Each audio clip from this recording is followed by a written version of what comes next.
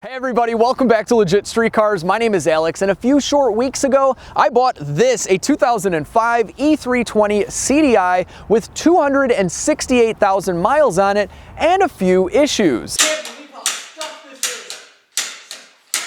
I took a chance on buying a car that I've always wanted, knowing that it might not be that popular here on YouTube. This is a diesel car in America where diesel cars haven't exactly gained much traction over the last few years. In fact, Mercedes stopped building a diesel passenger car for the United States about a year ago, and we all know what happened with Volkswagen. The CDI is also not exactly a supercar or a sports car, which isn't the best for YouTube, but surprisingly, the feedback has been amazing. People from all over the world are getting involved, commenting, emailing me, and telling me their stories, and I've learned a ton about this car. So now that it's mechanically sorted, it's time for me to move on and fill you guys in on exactly what the game plan is for modifications. And honestly, I can't hold this in any longer. I am so excited to finally rip into the diesel project. I've teased little modification tidbits over the last few episodes, like getting an E63 Body Kit and a wrap, and in a minute I'll talk to you about all the mods, including a custom-built turbo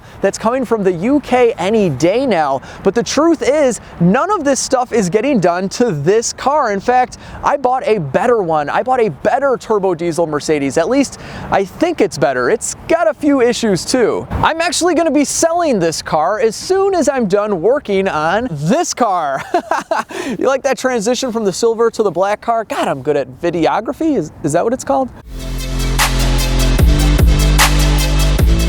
And so, as you've probably figured out, I bought yet another 2005 E320 CDI. And this is the car that I've actually always wanted. There's nothing wrong with the silver one, but like most E320s, especially the CDIs, they were primarily base model cars. So you got your heated leather seats, your sunroof, and your navigation, but that's about it. And the original owner of this car spec'd it out quite differently. He picked out options that are more commonly seen on the AMG car, making this one a lot more rare than all the other CDIs. And quite honestly, the main reason I was even looking for another CDI after buying the silver one was I wasn't really digging the gray leather interior. I really wanted black leather.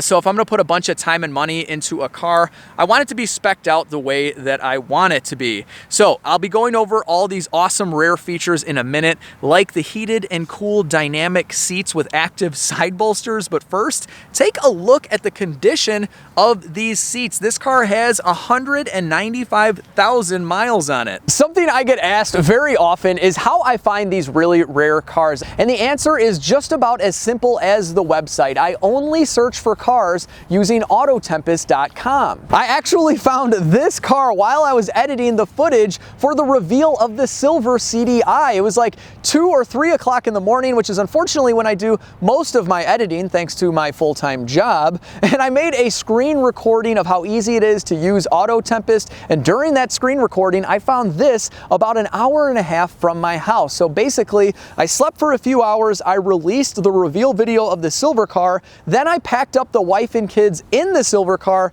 drove out to the country, and bought this that same day. So here's how it works. Go to Autotempest.com, type in whatever car sparks your interest, add in any specific details like search radius and mileage if you'd like, and hit search. Autotempest searches all the major automotive classifieds like Cars.com, Auto Trader, Car Gurus, and eBay. This literally searches the entire web for the car you want, so you know you're not going to miss out on a good deal. I also love the fact that you get links to nationwide Craigslist results. Before, I'd spend hours going city by city looking for cars. Those days are over. So there's literally no reason not to use Autotempest. It's going to give you results from all the websites you're going to search anyway, and it's going to make life a ton easier. So I'm going to leave a link to Autotempest.com in the video description box. Definitely check it out, and also let me know what cars you guys are searching for. I love hearing that kind of stuff, and if you find something cool on Autotempest, leave the link in the comment section down below. That is, unless you want to buy that car, then don't put the link down there because someone might snag it. In that case, buy the car and then email me at legitstreetcars@gmail.com and tell me all about it. All right, back to this car as these deers watch me film this entire video. video. Like I said, this is a 2005 E320 CDI. It has 195,000 miles on it. Clean title, clean Carfax. I bought it again from a private party, and I paid $5,500 for this car. I'm gonna start off with all the good stuff and the cool features, and then I'll move on to everything that's wrong with this car. And this may have you thinking that maybe I should just keep the silver car, but don't worry. I have a game plan even for this totally misaligned trunk lid.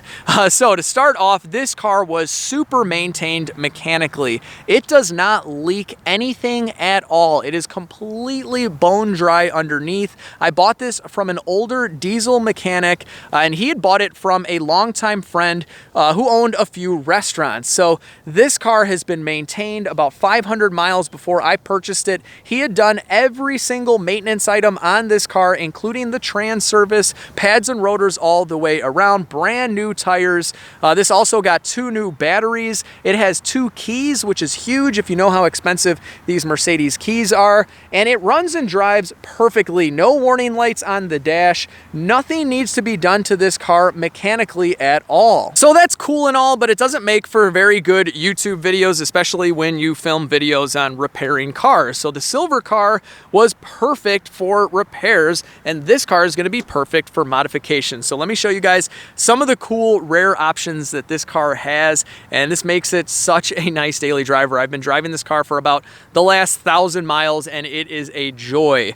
So he did have all the windows tinted. That is not an option, but just something he did, which looks pretty cool. I would have done it anyway. But this car has the real leather seats, and the way you can tell if one of these 211 chassis cars has real genuine leather is if you have these door panels like this. On the silver car, they look like this. So they're totally flat, and this means that they use a material called MB Text. It's basically like a vinyl material, and honestly, you really can't tell too much of a difference. Most people won't even know the difference between the real leather and the MB Text, but if you have heated and cool dynamic seats, you're gonna have real leather. So let's talk about that. As you can see here, we have a rocker switch that shows you that you can cool the seat and heat the seat, and if you look right over here, you can see here it says dynamic and then also pulse. So you can do all sorts of adjustments with the lumbar and everything on the seat, but if you hit that dynamic button, these side bolsters will actually inflate and deflate when you take a turn,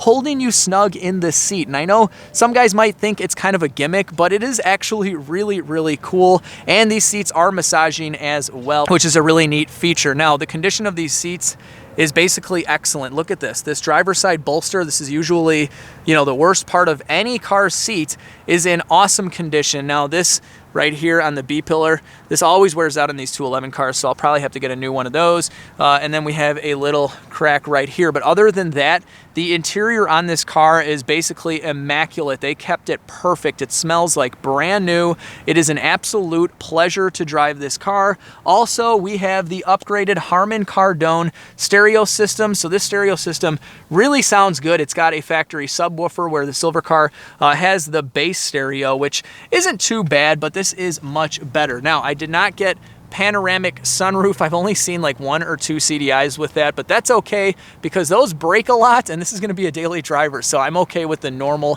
functioning sunroof. Something else that you can't see right now is that this car has active cornering factory by Xenon headlights. So what this means is when you take a turn, the headlights move in anticipation of that turn. So this is a really cool feature, and I believe this is the first year that Mercedes implemented this option on any car. Now, I'll have to polish out this headlight. It's not looking nearly as good as this one, but I know a guy for that, and he does an excellent job with using ceramic coating. Another cool feature this car has is electronic trunk assist, which you can actually open and close using the switch in the car. Now, this is actually a lot of fun. If you want to pretend that your trunk lid is waving at people, you can do that. Just don't break it. Something else that was a pleasant surprise when I went out and looked at this car, because the previous owner didn't even know about it, and it's kind of hard to catch on camera, but this has the factory obsidian paint. So this is the same color paint that's on my E55, and polished up, this paint looks amazing to say the least. So I was really excited to see obsidian paint on an E320 CDI. Most of these were just silver and black, and that is about it. Now, something else, these wheels are not the ones that came on the car when I bought it. The guy had some 204 chassis C-Class wheels with brand new tires on them, but I swapped those out for these bad boys right here. Guys, I picked up these wheels right here. They're really nice 5-spoke wheels with brand new Pirelli snow tires for $150. It was last May. I didn't even have a car that these would fit on, but I just couldn't pass it up. So this thing is a total beast in the wintertime. If you guys haven't put snow tires on a rear-wheel drive car yet, I highly, highly recommend it. So let's talk about all the not so good stuff about this car. We'll start off with the most obvious, and that is what is up with the alignment of this trunk. Now, as soon as I saw this, I thought exactly what all of you are thinking, and that this car was in a rear end collision. Now, the previous owner of this car was actually a really honest guy. He told me about all the flaws that I'm about to show you up front on the phone before I even went out. I told him I was a Mercedes mechanic, and then I'm gonna find everything anyway, so please don't waste my time. And he didn't at all. He was actually a really cool guy.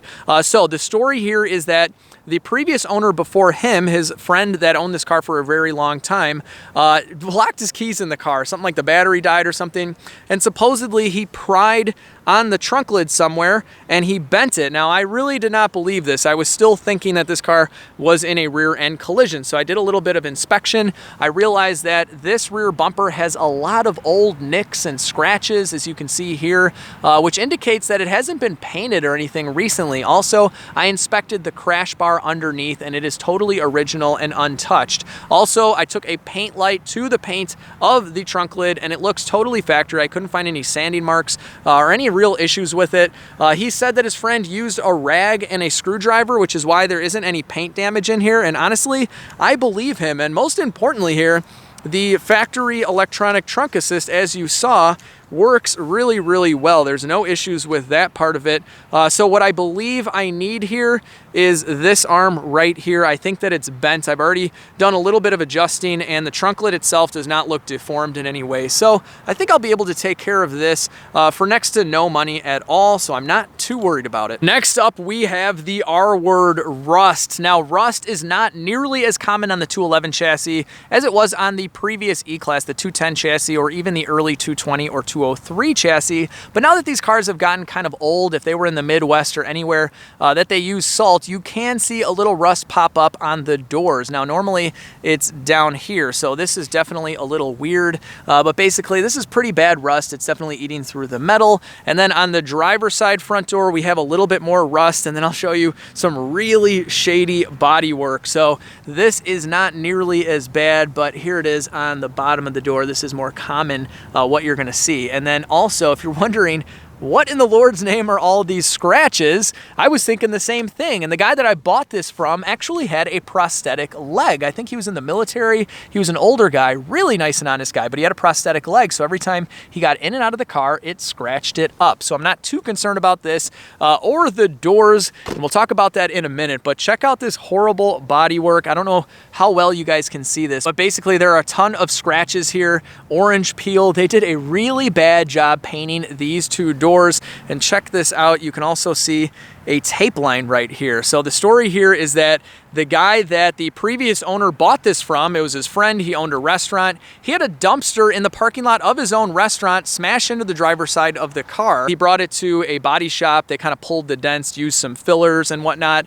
And they just overall just did a really bad job on these two doors. So I think most of the damage was on this door. And then when they blended it into this one, that's where the tape line and all the bad paint work happened right here. But that's pretty much everything that's wrong with this car outside of some normal wear and tear. This car was out in the country for the last couple of years, so we have a lot of rock chips on the hood and the front bumper. And if you guys are curious about whether or not this engine has Black Death, take a look at this. This is a clip that I sliced into the video I made on fixing the injector seals on these engines. That was from this very car, and it is absolutely perfect. So let's get into modifications. All right, guys, back at home base with all 3 of my 211 cars in the garage. So let's get into this mod list, and I had to make kind of like a cheat sheet because there's no way I'm going to remember everything that I'm doing to this car. So we're going to start off with the body. Some of you know I'm doing an E63 Body Kit, which includes the front and rear bumper, the side skirts, and then I'm also going to do the facelift updated door mirrors and the LED taillights from the newer models as well. Now, the reason I'm not really too concerned about these rusted doors is because they made a million 211 cars. They all have the same doors, and I've already found a bunch of these at junkyards, smashed cars that have good doors, rust-free, no dents, in black for about $150. Better yet, I actually found a parts car that I might be buying. It was a flood car. It's black. The body is in perfect condition with no rust, so I might be just buying that car for about 500 bucks, stealing the doors off of it, and then also I could take the fender off that car, put it on the diesel since it's getting wrapped anyway, and then take the obsidian black fender on this car and put it on the E55 since someone recently smashed my driver's side fender. So this parts car would definitely be ideal. So speaking of the wrap, you guys might have saw in the last video that the guys at Chicago Auto Pros are gonna wrap this car after I'm done replacing the doors and putting the body kit on. We still haven't decided on an exact color, so comment down below what color you'd like to see on the diesel, but I'm thinking some kind of metallic gray or something that changes color in the sunlight. It's gotta be clean. I'm not looking for like Lambo green or yellow or anything like that on a Mercedes. Next up, we have brakes. I'm gonna get E55 calipers and E55 rotors. I don't know exactly how that's gonna work with the electronic SBC pump because now it'll be filling a bigger caliper, but I'm gonna do some more research, and if you guys have any information on that, definitely let me know or email me at LegitStreetCars@gmail.com. All right, now moving along to wheels. I am gonna be test fitting some Koenig wheels on this car. They're 19-inch wheels. I'll reveal those later after I know they fit because there is a possibility they don't work with the offset or the E55 brakes, but they are a dark metallic gray. Just to let you know if that helps you in picking out a wrap color or suggesting a wrap color. Miscellaneous stuff here. The windows are already tinted, and I might do a small factory style lip spoiler, just like you see here on the E55. Suspension, we're going to be doing adjustable coilovers. This car does not come with aromatic suspension, thank God, but the factory regular coil springs and shocks and strut setup on this car, it's kind of worn out and they don't handle very well from the factory at all. So I'm going to do adjustable coilovers. We'll be able to adjust the height and the way that the suspension reacts when turning. So this is going to make it handle a lot better. And then I'm also going to get the E55 or the E63 sway bars, whichever one I find a better deal on. And I got these awesome poly thrust arm bushings from FCP Euro that I'll be putting on this car as well. So moving on, we have a turbo. It's coming from a company called Darkside Development. It's in the UK. Basically, I bought a used turbo off a subscriber that reached out for this car. I sent it to the UK along with his turbo as well. We're both getting the same work done to the turbo, so a larger billet compressor wheel and also a larger turbine wheel. So this will be a direct bolt-on. It'll look exactly like the stock turbo, but it'll have bigger wheels and it'll flow more air and make more power. So that's it with the turbo. We also have to replace the intercooler on this car. A lot of guys have told me this is a huge restriction, so we're going to put a bigger intercooler on the car. I'm going to wait till I have the E63 front bumper so I can fit the biggest one I can find. These are all air-to-air intercoolers, so a very simple setup. And then as far as the air intake system, a lot of these Mercedes have basically factory cold air induction, and this car is no different. It has a massive air filter. It sucks the air from the very front of the car, so it doesn't really get much better, but I might experiment with something just to see if I can get some more turbo whistling sound out of it. I know it sounds dumb, but if it sacrifices power, I'll just put it back to stock. Exhaust, this is where it gets a little tricky. So I bought a used factory downpipe. The downpipe on this car looks like this, and it incorporates a massive catalytic converter. So the reason I bought a used one is because I'm going to cut out the cat, install a straight pipe, and then it's a very easy swap, and I'm just gonna see what happens. I wanna see how it smells, and I wanna see if it performs any differently. I don't want this car to smell really bad. This is a modern diesel, so it's not horrible at all, and I'd like to retain that. I keep the kids in the car sometimes, so I mean, I drive around with them. I don't keep them locked up in the car. So we'll see what happens. If I don't get any power, the cat's going back back on, and I might just chop off the mufflers, maybe do an E63 muffler, because I have to do the tailpipes from the E63 or the E55 anyway. Something else, methanol injection. Diesels perform very well with about a 50-50 mix of water and methanol, so I'll be getting a really cool adjustable kit that also sprays a tiny bit of the mixture when you're just normally driving around. So this is supposedly going to help with miles per gallon. I'll get better fuel economy and gain a lot of power. Some guys are reporting like 30 to 50 horsepower from a methanol injection kit on some of these diesel cars. As far as horsepower, we're going to end up here with the fuel system. So far from my research, I can use the injectors from a car called a C30 AMG. I think it was the only diesel AMG car ever made. It wasn't sold in the United States. This is back in like 02 to 04 or something like that. It was a straight 5-cylinder turbo diesel engine. They have injectors that supposedly swap right into this. They're 30% larger, so I might do that or send my current injectors out and have the nozzles replaced to something that will flow more fuel. We're going to find out there. Also, they make a car called the E400 CDI.